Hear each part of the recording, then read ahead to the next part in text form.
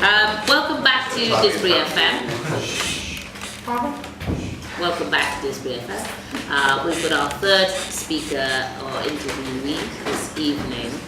Just before we start with Jean, I wanted to tell you that we will be at Didsbury Festival, which is in the summer. The theme is the Ruby. I think it's the Ruby anniversary of the festival this year. And we're going to have a tent where we'll be interviewing people from Didsbury. So come and hear. We want to make it a bit like the tent at Glastonbury with all the speakers. and there'll be an audience. Also, we're going to be part of Didsbury Arts Festival. We've got a bench. Sarah entered us into Didsbury Arts Festival. And the aim of the bench, which will in the end be sort of given to Didsbury Park, we think, is to encourage people to talk to one another. So, we're always about combating loneliness and isolation.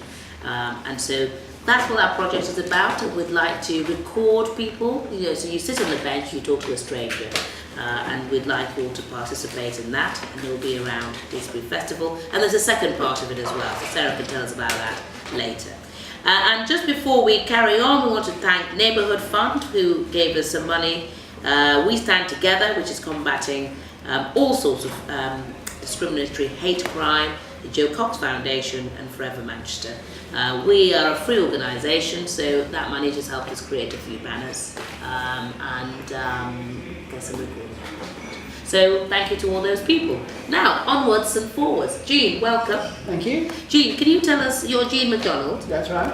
And you are the author of, I don't want to say this on television, but Love, Sex and the Midlife Woman. You just did. I know. Ironic. Your guide to empowering intimate relationships, and it's a foreword by Raymond Aron. Yeah. Who's a New York Times top 10 best-selling author. Yeah. Crikey.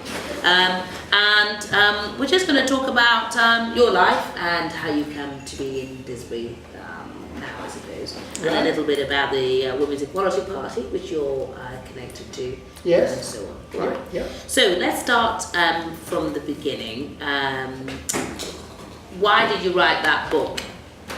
Well, it was my intention to write a book for some time about sex, particularly sex, but love and sex, for older people. Because if you've got children, you'll know that they don't believe that their parents still do it. They don't. And it's a very embarrassing topic for them. Yeah. But having been in that age group, and I know there's just so much rubbish, so much suppression of sex, but sex without love is itself pretty limiting. So love and sex, and I say of the two, the most important word is love. The sex is part of it. Yes, well, I agree. But the second part was, so it was my intention to write a book on this topic, but in the course of doing that, I became aware of midlife women. Now, that's a Who are they? Well, the word says it. The word doesn't lie. I didn't invent it. The term comes from Marianne Williamson. Who here has heard of Marianne Williamson?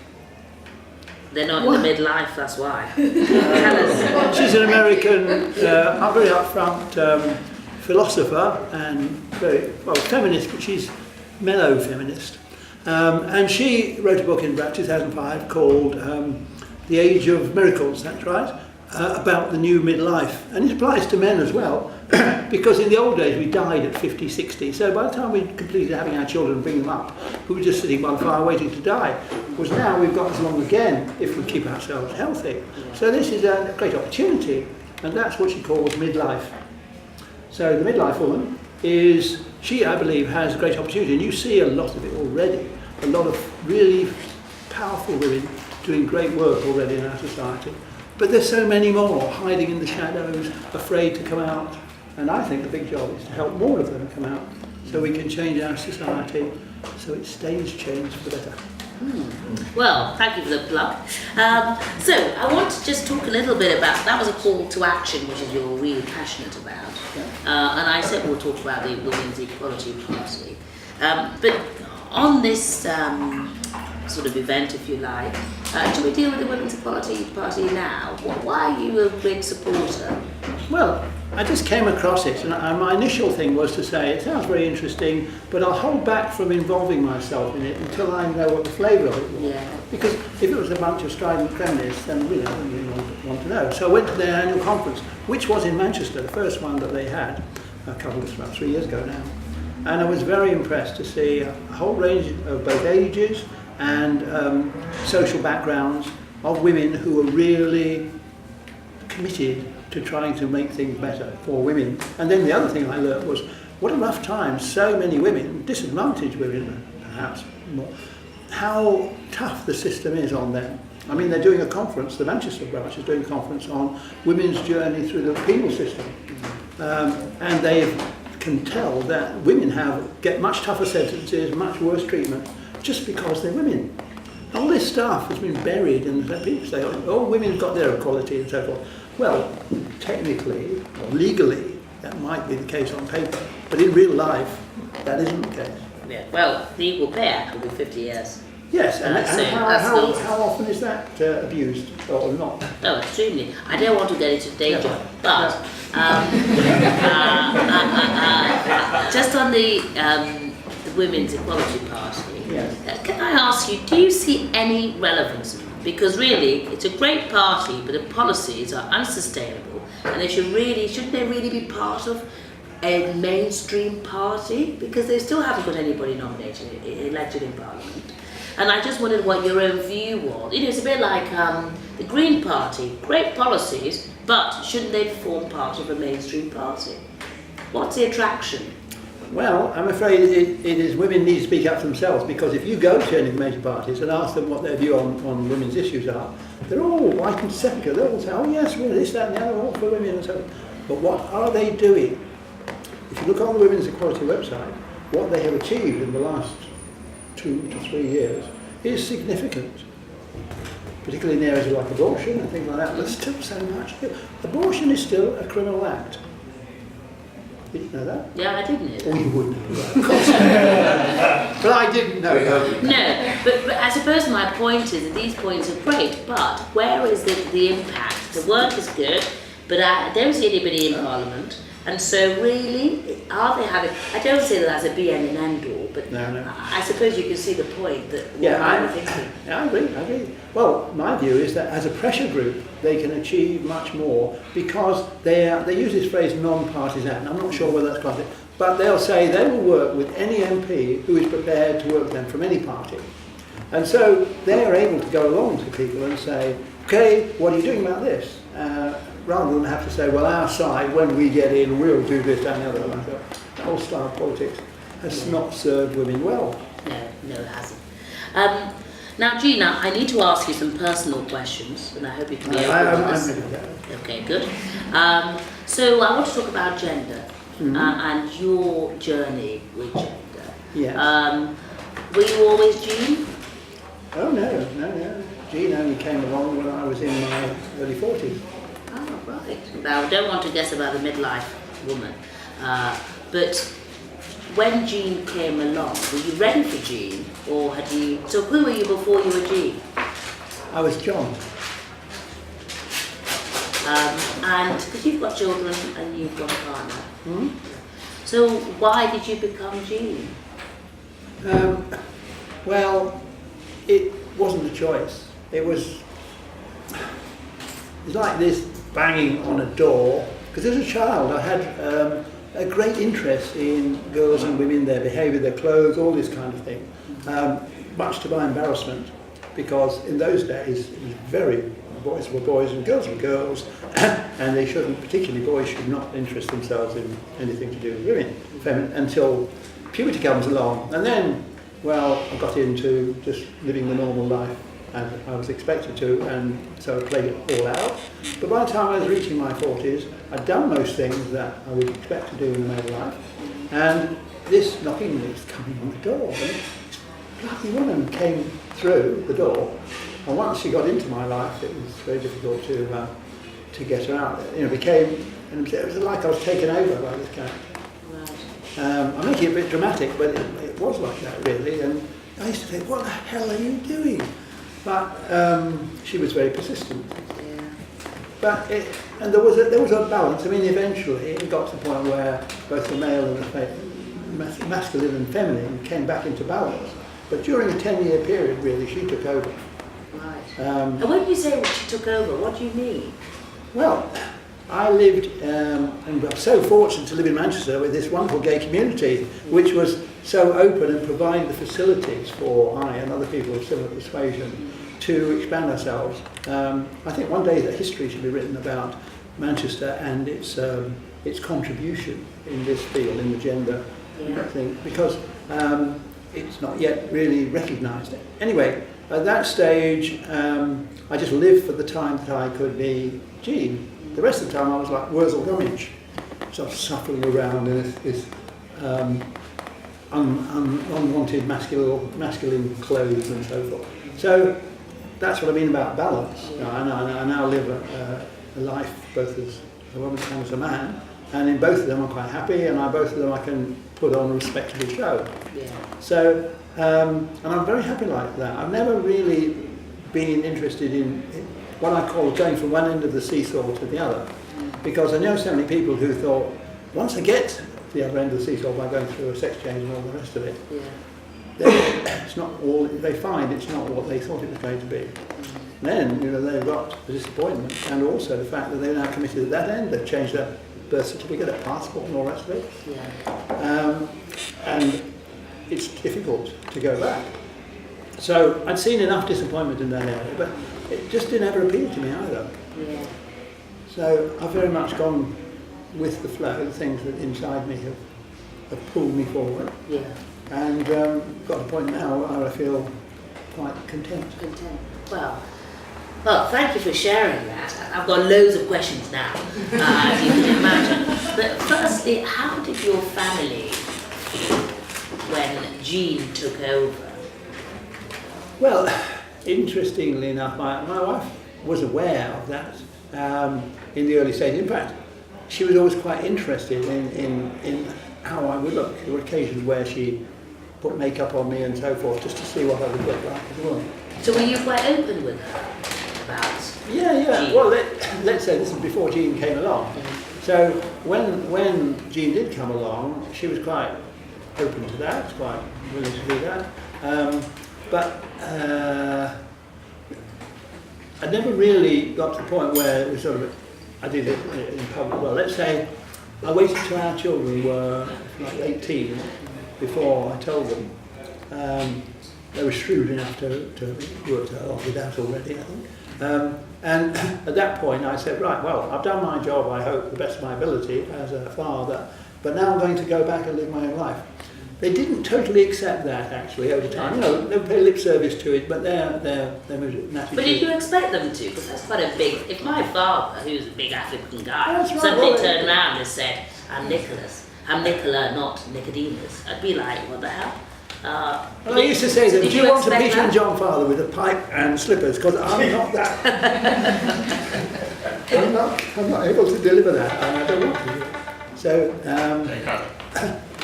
but I mean, it was never that much of a confrontation. They've both been out with Jean. They've both gone along. Then other times they're a bit more hostile. But they both live in different parts of the world now. We have very little to do with them, so I don't know what they think. We never discuss it. No. And your wife is obviously very understanding. You've been married, so 50 years you've been married? No.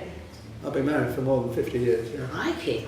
Well, I don't like to ask people about age and numbers. No, all right, well, let's say, since you asked that. Yeah. So during that time, we've had a marvellous life, wonderful life. We've done so many great things together. And we've been partners in all those ventures. Wow. But I mean, there were times when she was a little bit... Of course, in that situation, as you can understand, the sort of classic husband-wife thing, there is an element of feeling of an intruder is coming in here, and a degree of... well, it can be jealousy, or it can be... why are you taking over my role? Something like that. Yeah. So, despite the fact that she was positive for most of the time, from time to time, a bit of that might have come up. Yeah, which is totally natural. Wow, gosh, I've lost my train of thought now. One of the things I wanted just to ask you about how you were received in the workplace, for example, as Jean. Well, I never really had to do that because my wife and I started a company which had become successful enough for us to retire when we were both in our early 40s. Right. So after that, our involvement with the work was much reduced. I never went as Jean to the work thing, but many people in that workforce that we still had, like those days, knew about it. They probably whispered about that.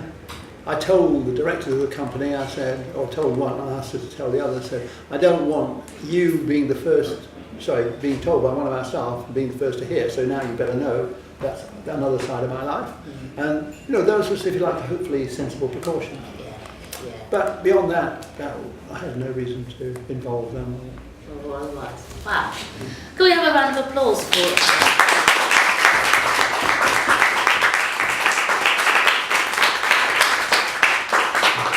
So I know I've timed myself out, but I've got maybe three questions, and then we'll open it to the floor. One of them is really about the community question that I've asked you, and that we asked all our guests. Yeah. But specifically for you, I wondered also what the community was like before you were Jean and since Jean, and also really about discriminatory practices. Because you can't really, I don't know if you can comment on. Well,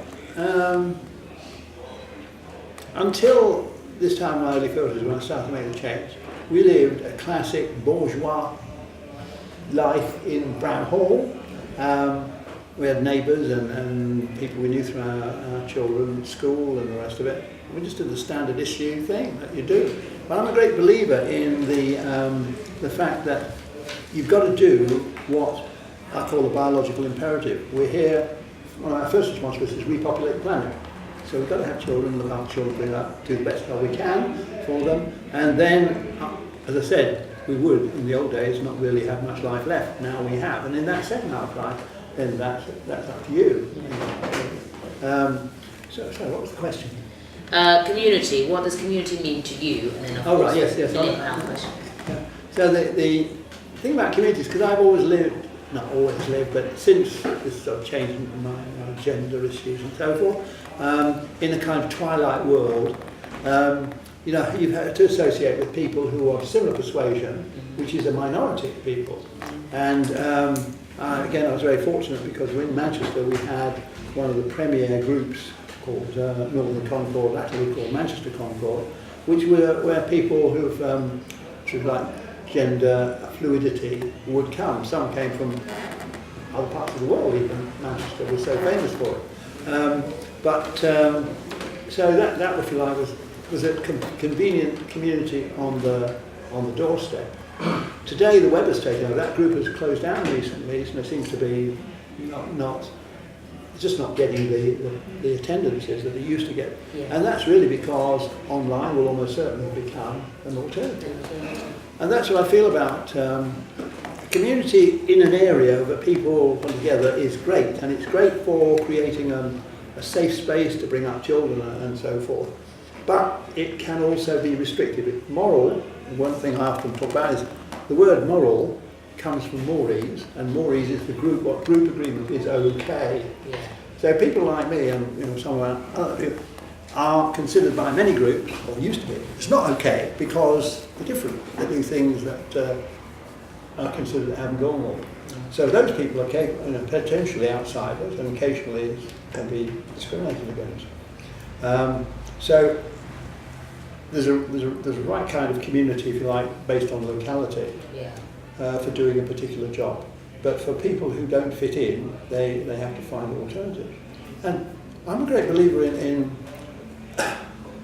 communes. And there are communes of people who have different persuasions. It used to be just religions. They got together and formed their own society, and they lived separate from the rest of society, but they were quite happy. Now, I don't know what the future holds, but I'm very interested in eco stuff and living closer to the land and going back to natural, Natural, more of a natural thing. sort of existence. Not in Brown. Unlikely, but the land is cheaper.